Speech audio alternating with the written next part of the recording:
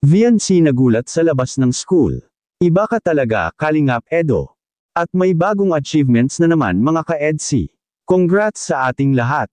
Magandang araw at isang mapagpalang araw po sa inyong lahat mga Kalingap. Sana'y hindi nyo po makalimutan na mag-like sa video na ito.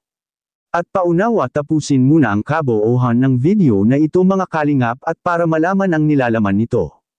At maraming salamat po mga Kalingap sa pagpatuloy na pagsuporta. At paki-subscribe po mga Kalingap kay Kuya Val Santos Matubang at kay Ate Edna Vlogs at Kalingap Rab, maraming salamat po. VNC nagulat sa labas ng school. At grabe, may bago na namang achievements. Congrats sa EDC. Pero bago yun ay pag-usapan muna natin ang patungkol sa tambalan nila VNC at Kalingap Edo ngayon mga Kalingap. Na kung saan marami na ang gustong magkaroon na sana sila ng bagong episode. Will sa kabila ng mga isyu mga Kalingap ay patuloy pa rin po tayo sa ating mga tinatangkilik na mga love team. May mga nakapagsabi at tumututol tungkol sa mga love teams ni Kalingap Rab. At may napuna pa sila mga Kalingap, subalit hindi ito umuobra dahil tuloy pa rin ang mga Kalingap serye na ipalalabas ni Kalingap Rab. Marahil magtataka ang ilan at nakapagsabing baka totoo ang mga sabi-sabi na wala ng mga love teams dahil sa nadadamay ang mga love teams sa kamakailang isyu na nakalipas. At speaking of love teams, hindi naman po ito porkit magka-love team na sila mga Kalingap ay sila na talaga at tinutulak ni Kalingap Rab na magkasila talaga. Hindi po nagkakamali po kayo sa akala ninyo dahil si Kalingap Rab ay hindi niya pinipilit ang magkatambalan tulad ni Edo at VNC. Dahil kung ano ang gusto nila ay sila lang ang masusunod at wala nang iba pa.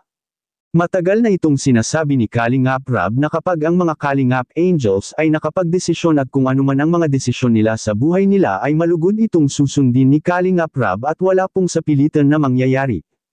Ang magandang halimbawa po dito ay ang Danjoy, dahil sa hindi na pwede ang isa sa kanila alam naman nating lahat kung sino siya.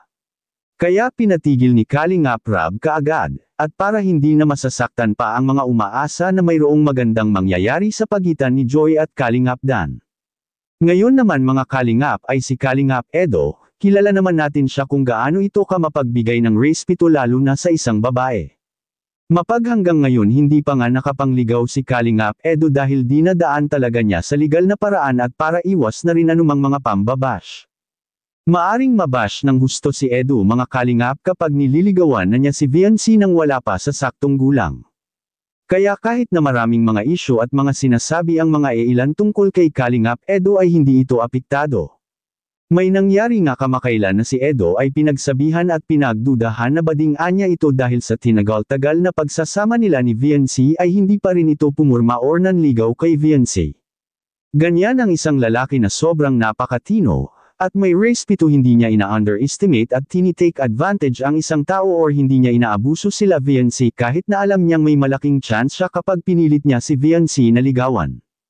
Dahil kahit ang tatay ni VNC ay naghihintay lang ito kung kailan hahakbang si Kalingap Edo. Which is ito na nga ang pinaka-hinihintay ng lahat. Ang maging debut ni VNC ngayong susunod na buwan mga Kalingap. Sa araw na iyon sinabi ni Kalingap Edo na may surprise siya at wala nang magagawa pa si VNC sa araw na iyon. Kaya maghintay na lang po tayo sa kung ano pa ang mga mangyayari sa mga darating pa na mga araw. At sa kabilang dako naman mga Kalingap, VNC nagulat sa labas ng school. At may bagong achievements na naman mga ka-EDC. Congrats sa lahat! Ano kaya ito at yan ang atin ang malalaman ngayon. Si VNC at Edo ay ang huling episode nilang dalawa, kaunti na lang mga Kalingap aabot na ito sa 1 milyon. Grabe talaga ang pagmamahal ng mga ka-EDC kina Edo at VNC, dahil palagi silang nagmamaraten aabot lang ito sa 1 milyon ang huling episode ng EDC. Congrats sa lahat at sa mga nagmarathon. Mabuhay po kayong lahat. Anong masasabi niyo po mga Kalingap tungkol dito? Please comment and God bless you all.